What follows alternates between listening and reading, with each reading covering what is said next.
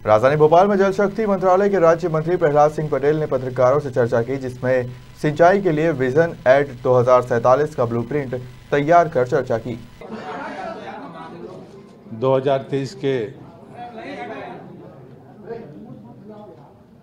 प्रारंभ में भोपाल के सभी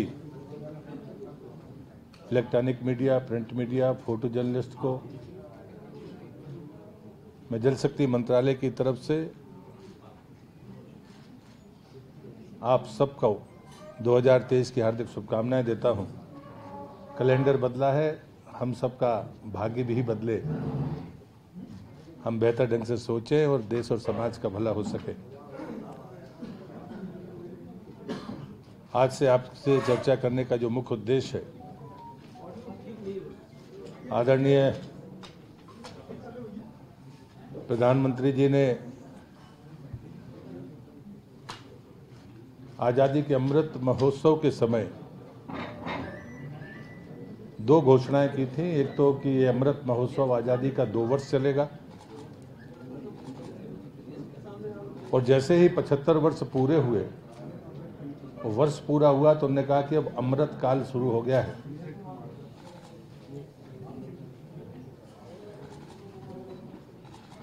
और अमृत काल में संकल्प देश लेता है, विजन इंडिया 2047।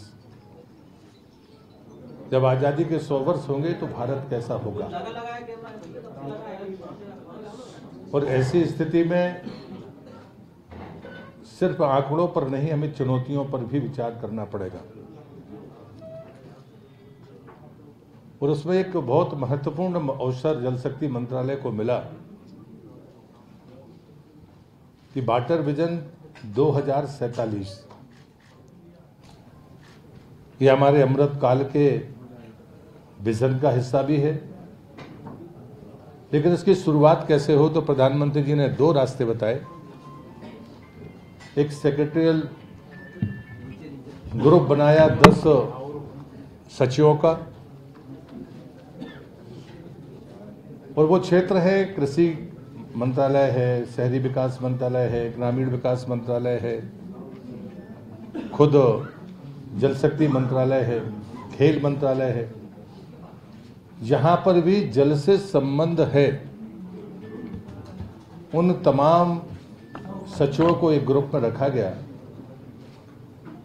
और लगातार वो इस विजन डॉक्यूमेंट को बनाएंगे। ये पहला रास्ता था।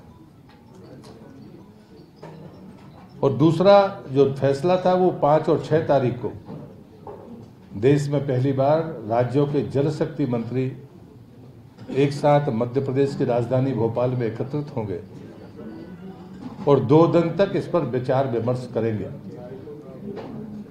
वाटर विजन 2047 उस मंथन का ये सबसे बेहतरीन प्रयास है। सचिवों के स्तर पर जो चर्चाएं हुई हैं, उन पर राज्य के मंत्रियों और सचिवों के साथ सघन संवाद की कोशिश इस 2 दिवसीय प्रयासों में शामिल है। जो राज्यों के मंत्री आएंगे, वो अपने राज्यों की चुनौतियों को उसमें बताएंगे। और इसलिए मुझे लगता है कि ये प्रेस कॉन्फ्रेंस तो महत्वपूर्ण है ही। 5 और 6 तारीख को होने वाला ये संवाद वाटर विजन 2047 ये आने वाले 25 साल का एक रोड मैप होगा। 2-3 बातें मैं जरूर कहना चाहता हूं कि जब 2015 में स्वच्छता अभियान शुरू हुआ था देश में, जिसने दुनिया के अनुमानों से 11 साल पहले भारत को खुले में शौच से मुक्त करने का लक्ष्य प्राप्त किया, और वो गांधी जी की 150वीं जयंती थी। लेकिन हम सब जानते हैं कि इस परिस्थिति को बनाए रखने के लिए, जिसे हम ऑपरेशनल टॉयलेट कहते हैं, उसके लिए पानी की सबसे ज्यादा जरूरत है। अगर डिफंक्ट टॉयलेट है तो वो ऑपरेशनल टॉयलेट नहीं माना जाएगा। और ऐसी स्थिति में जब जल जीवन मिशन की घोषणा हुई 2019 में, तब भारत में कुल 3 करोड़ 23 लाख परिवारों के पास में पाइपलाइन के द्वारा पानी था। जो आज की तारीख तक 10 करोड़ 56 लाख परिवारों तक पहुंच गया।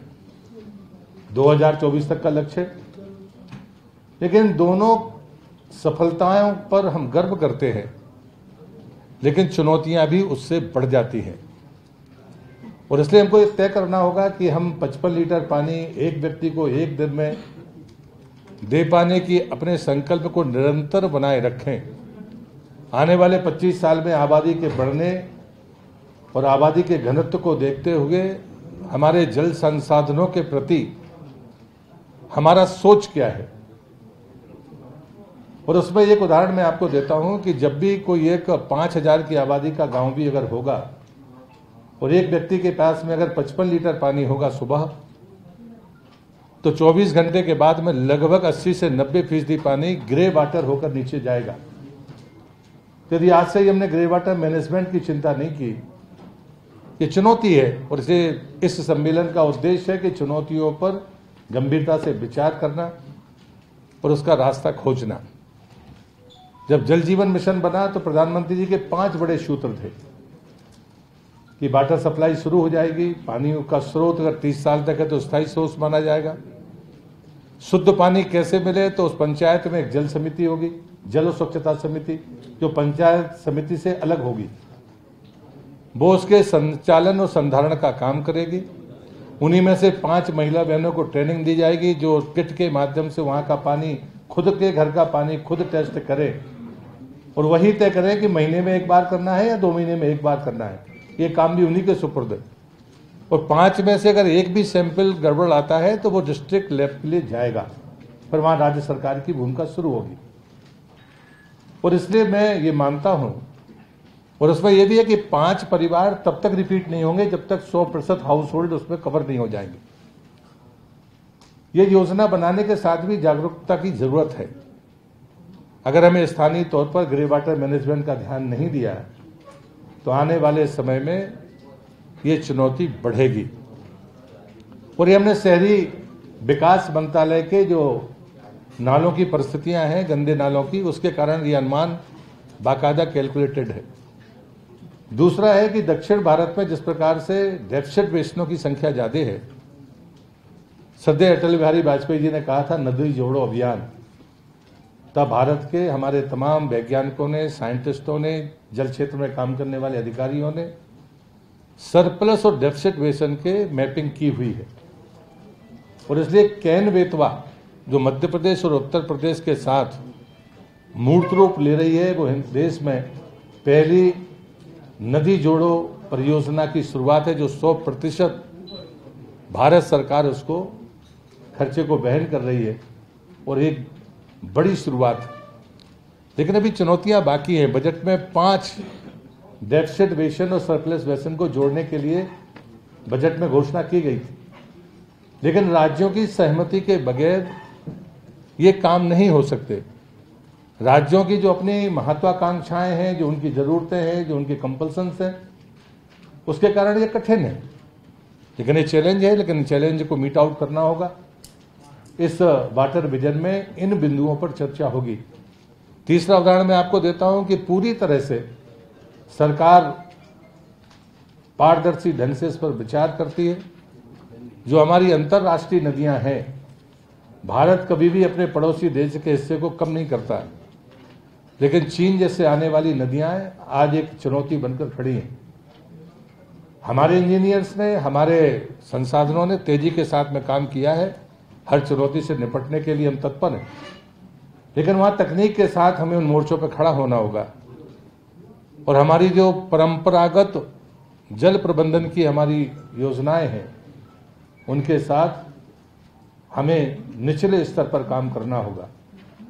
लेकिन जो उसमें सबसे अहम बात लगती है, जो प्रधानमंत्री जी भी कहते हैं, जल शक्ति मंत्रालय इसको मानता है, कि जागरूकता के बगैर जल संसाधनों की जरूरतों को पूरा करना कठिन होगा।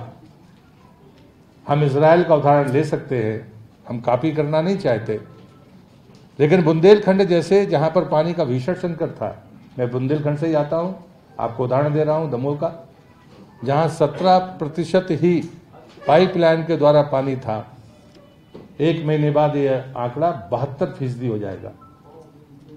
और जो सोर्सेज हैं वो बांध हैं। दूसरी बात मैं कहता हूं कि कहीं ना कहीं पानी के खपत का कारण है हमारी क्रॉप, जो कैश क्रॉप्स है।